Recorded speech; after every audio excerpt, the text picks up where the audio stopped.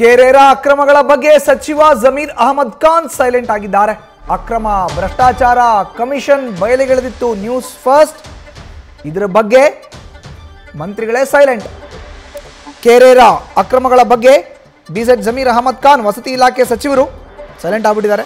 ಜನಸ್ನೇಹಿ ಕೆಲಸ ಮಾಡುವಲ್ಲಿ ಕೆರೆರಾ complete fail ಆಗಿದೆ. ನ್ಯೂಸ್ ಫಸ್ಟ್ ವರದಿ ಬೆನ್ನಲ್ಲೇ ವಿಪಕ್ಷಗಳು ಕೆರೆರಾ ವಿರುದ್ಧ ಆಕ್ರೋಶವನ್ನು ಹೊರಹಾಕ್ತಾ ಇದೆ. ಇಷ್ಟಾದರೂ ಕೂಡ ಗಪ್ಚುಪ್ ತುಟಿ ಬಿಚ್ತಾ ಇಲ್ಲ ಸಚಿವರು. ಉತ್ತರ ಕೊಡಿ ಸಚಿವರೇ ಅನ್ನೋ ಪ್ರಶ್ನೆಯನ್ನ ನ್ಯೂಸ್ ಫಸ್ಟ್ ಕೂಡ ಮಾಡ್ತಾ ಇದೆ. ಕೆರೆರಾ ಅಕ್ರಮಗಳ ಬಗ್ಗೆ ಈಗ ಜಮೀರ್ ಅಹಮದ್ ಖಾನ್ ಸೈಲೆಂಟ್ ಆಗಿದ್ದಾರೆ.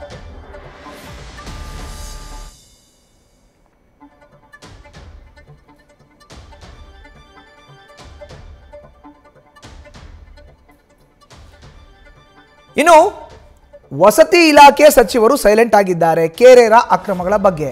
ಎಲ್ಲರೂ ಕೂಡ ಕೇಳ್ತಾ ಇದ್ದಾರೆ, ಉತ್ತರ ಕೊಡಿ ಸಚಿವರೇ, ನಮ್ದು ಸಾಕಷ್ಟು ಪ್ರಶ್ನೆ ಇದೆ ಅಂತ. ನೋಡಿ, ಮೊದಲನೇ ಪ್ರಶ್ನೆ ಬಂತು, ವಸತಿ ಇಲಾಖೆ ಅಡಿಯಲ್ಲಿ ಬರುವ ಕೆರೆರಾ ಅಕ್ರಮಗಳು ನಿಮ್ಮ ಗಮನಕ್ಕೆ ಬಂದಿಲ್ವೇ? ನಿಮ್ಮ ಅಂದ್ರೆ ಸರ್ಕಾರದ ಗಮನಕ್ಕೆ ಬಂದಿಲ್ವಾ ಅಂತ ಪ್ರಶ್ನೆ. ಇದಕ್ಕೆ ಉತ್ತರ ಕೊಡಬೇಕು ವಸತಿ ಸಚಿವರು. ಎರಡನೇ ಪ್ರಶ್ನೆ, ಜನಸಾಮಾನ್ಯರ 3,000ಕ್ಕೂ ಹೆಚ್ಚಿನ ದೂರು ಬಾಕಿ ಉಳಿಸ್ಕೊಂಡಿರೋದು ಯಾಕೆ? ಜನಸಾಮಾನ್ಯರು 3,000 ಪ್ರಶ್ನೆಯನ್ನು ಕೇಳಿದ್ದಾರೆ, ಅದು ಯಾವುದಕ್ಕೂ ಕೂಡ ಉತ್ತರ ಕೊಟ್ಟಿಲ್ಲ. ಮೂರನೇ ಪ್ರಶ್ನೆ, ಜನಪರ ಆದೇಶ ಮಾಡಿ ಬಿಲ್ಡರ್ಗಳಿಂದ 750 ಕೋಟಿ ರೂಪಾಯಿ ವಸೂಲಿ ಯಾಕೆ ಮಾಡಿಲ್ಲ?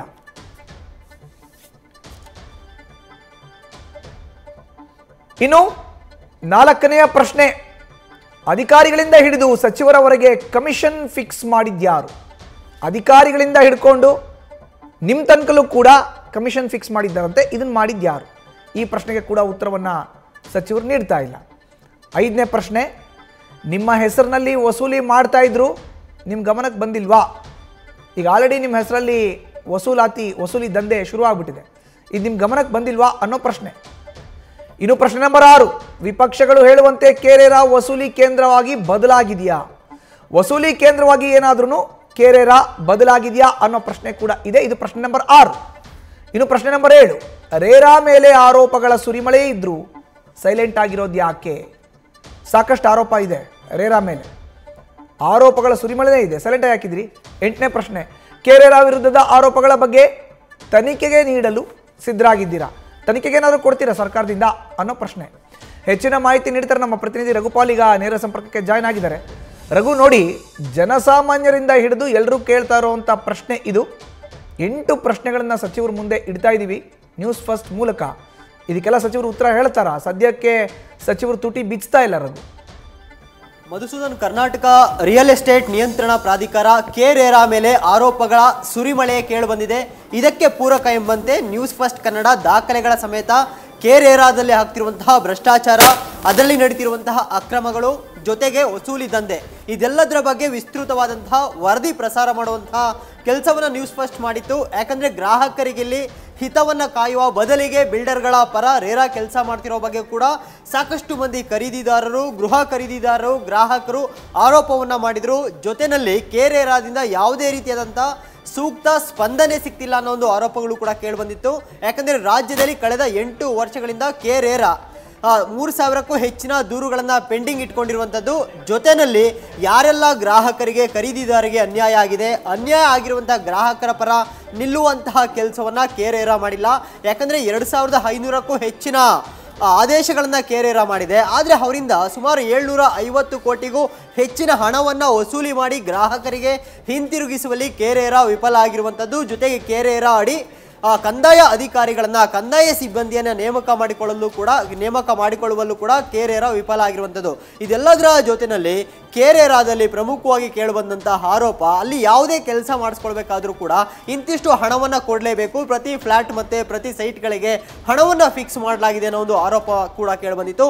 ಇದಕ್ಕೆ ಸಂಬಂಧಪಟ್ಟಂತೆ ಯಾವಾಗ ನ್ಯೂಸ್ ಫಸ್ಟ್ ದಾಖಲೆಗಳ ಸಮೇತ ವಿಸ್ತೃತ ವರದಿಯನ್ನು ಪ್ರಸಾರ ಮಾಡಿತು, ರಾಜ್ಯದಲ್ಲಿನ ವಿಪಕ್ಷ ನಾಯಕರು ಕೂಡ ಕೆರೆರಾದ ಅಕ್ರಮವನ್ನ ಹಿಗ್ಗಾಮುಗ್ಗಾ ವಾಗ್ದಾಳಿ ನಡೆಸುವಂತ ಕೆಲಸವನ್ನ ಮಾಡಿದ್ರು. ಇಷ್ಟೆಲ್ಲ ಆದ್ರೂ ಕೂಡ ವಸತಿ ಸಚಿವರಾಗಿರುವಂತಹ ಜಮೀರ್ ಅಹಮದ್ ಅವರು ನನ್ನ ಇಲಾಖೆ ಅಡಿಯಲ್ಲಿ ಬರುವಂತಹ KRA ನನಗೂ ಯಾವುದೇ ಸಂಬಂಧ ಇಲ್ಲ ಅನ್ನೋ ರೀತಿಯಲ್ಲಿ ವರ್ತಿಸ್ತಿರುವಂತದ್ದು. ಯಾಕಂದ್ರೆ ಈ ಆರೋಪ ಕೇಳಿಬಂದ ತಕ್ಷಣ, ದಾಖಲೆಗಳು ಪ್ರಸಾರ ಆದ ತಕ್ಷಣದಲ್ಲಿ KRA ಅಧಿಕಾರಿಗಳ ಜೊತೆ ಜಮೀರ್ ಅಹಮದ್ ಅವರು ಸಭೆಯನ್ನು ನಡೆಸಬೇಕಾಗಿತ್ತು. ಅಲ್ಲಿ ಆಗ್ತಿರುವಂತಹ ಅಕ್ರಮಗಳ ಬಗ್ಗೆ ಪರಿಶೀಲನೆ ನಡೆಸಬೇಕಾಗಿತ್ತು. ಅವರ ಹೆಸರಲ್ಲೇ ಆಗ್ತಿರುವಂತಹ ವಸೂಲಿ ದಂಧೆ ಬಗ್ಗೆ ಮಾಹಿತಿಯನ್ನು ಪಡ್ಕೊಳ್ಬೇಕಾಗಿತ್ತು. ಆದ್ರೆ ಇದ್ಯಾವುದು ಕೆಲಸವನ್ನ ಮಾಡುವಂತ ಗೋಜಿಗೆ ಜಮೀರ್ ಅಹಮದ್ ಅವರು ಹೋಗಿಲ್ಲ. ಇದೇ ಕಾರಣಕ್ಕೋಸ್ಕರವಾಗಿ ನ್ಯೂಸ್ ಫಸ್ಟ್ ಇವತ್ತು ಸಚಿವರಾಗಿರುವಂತಹ ಜಮೀರ್ ಅಹಮದ್ ಅವರಿಗೆ ಪ್ರಮುಖವಾದ ಒಂದಷ್ಟು ಪ್ರಶ್ನೆಗಳನ್ನ ಕೇಳ್ತಾ ಇದ್ದೀವಿ. ಅದರಲ್ಲಿ ಪ್ರಮುಖವಾಗಿ ಕೇಳ್ತಿರುವಂತದ್ದು, KRA ಇಷ್ಟೆಲ್ಲ ಅಕ್ರಮಗಳು ನಡೀತಿದ್ರು ಕೂಡ ಇದ್ಯಾವುದು ಕೂಡ ನಿಮ್ಮ ಗಮನಕ್ಕೆ ಬಂದಿಲ್ಲ ಅನ್ನೋ ಒಂದು ಪ್ರಶ್ನೆಯನ್ನ ಜಮೀರ್ ಅಹಮದ್ ಅವರ ಮುಂದೆ ಇಡ್ತಾ ಇದ್ದೀವಿ. ಎರಡನೇದಾಗಿ, ಜನಸಾಮಾನ್ಯರ 3,000 ಕೇಸ್ಗಳು ಪೆಂಡಿಂಗ್ ಇದ್ರೂ ಕೂಡ ರಾಜ್ಯದಲ್ಲಿ KRA ಅಧಿಕಾರಿಗಳು ಏನ್ ಮಾಡ್ತಾ ಇದ್ದಾರೆ, ಇದು ಕೂಡ ನಿಮ್ಮ ಗಮನಕ್ಕೆ ಬಂದಿಲ್ವಾ? ಜೊತೆಯಲ್ಲಿ ಜನಪರ ಆದೇಶ ಮಾಡಿ ನೀವು ಬಿಲ್ಡರ್ಗಳಿಂದ ವಸೂಲಿ ಮಾಡಿ ಗ್ರಾಹಕರಿಗೆ ಹಣವನ್ನ ಯಾಕೆ ಹಿಂದಿರುಗಿಸಿಲ್ಲ, ಇದರಲ್ಲಿ ಫೇಲ್ಯೂರ್ ಆಗಿರೋದು ಯಾಕೆ? ಇದಾದ ನಂತರದಲ್ಲಿ ಅಧಿಕಾರಿಗಳಿಂದ ಹಿಡಿದು ಸಚಿವರವರೆಗೆ ಇಂತಿಷ್ಟು ಕಮಿಷನ್ ಅನ್ನ ಫಿಕ್ಸ್ ಮಾಡಿರೋದು ಯಾರಲ್ಲಿ? ನಿಮ್ಮ ಹೆಸರಲ್ಲಿ ಹಣವನ್ನು ವಸೂಲಿ ಮಾಡ್ತಿರುವಂತದ್ದು ಯಾರು? ಈಗ ಪ್ರತಿ ಫ್ಲಾಟ್ಗೆ ಜೊತೆಗೆ ಪ್ರತಿ ಸೈಟ್ಗೆ 16,000 ರೂಪಾಯಿ ಕೊಡಬೇಕು ಅನ್ನೋ ಒಂದು ಆರೋಪ ಇದೆ. ಇದರ ಬಗ್ಗೆ ನಿಮ್ಮ ಉತ್ತರ ಏನು?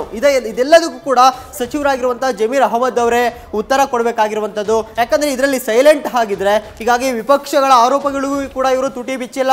ನ್ಯೂಸ್ ಫಸ್ಟ್ ವರದಿ ಪ್ರಸಾರ ಮಾಡಿದ ಆದ ನಂತರದಲ್ಲೂ ಕೂಡ ಸ್ಪಷ್ಟನೆ ಕೊಡುವಂತ ಕೆಲಸವನ್ನು ಮಾಡಿಲ್ಲ. ಈ ಎಲ್ಲ ಆರೋಪ, ಅಕ್ರಮ, ಭ್ರಷ್ಟಾಚಾರದ ಬಗ್ಗೆ ಸಚಿವರೇ ಉತ್ತರ ಕೊಡಬೇಕಾಗಿರುವಂತದ್ದು. ಜೊತೆಗೆ ಅಧಿಕಾರಿಗಳ ಜೊತೆ ಸಭೆಯನ್ನು ಕೂಡ ಮಾಡಬೇಕಾಗಿರುವಂತದ್ದು. ಈ ರೇರಾ ಮೇಲೆ ಕೇಳಿ ಬಂದಿರುವಂತಹ ಆರೋಪಗಳ ಸುರಿಮಳೆ ಇದ್ರೂ ಕೂಡ ಇವರು ಸೈಲೆಂಟ್ ಆಗಿದ್ರೆ ಇನ್ನಷ್ಟು ಅಕ್ರಮಗಳಿಗೆ, ಭ್ರಷ್ಟಾಚಾರಗಳಿಗೆ ಅವಕಾಶ ಮಾಡಿಕೊಟ್ಟಂತಾಗುತ್ತೆ. ಮಧುಸೂದನ್, ಧನ್ಯವಾದ ರಘು ನಿಮ್ಮ ಮಾಹಿತಿಗೆ. ನ್ಯೂಸ್ ಫಸ್ಟ್ ನಿರ್ಭೀತಿಯಿಂದ ನಿಮ್ಮ ಪರವಾಗಿ.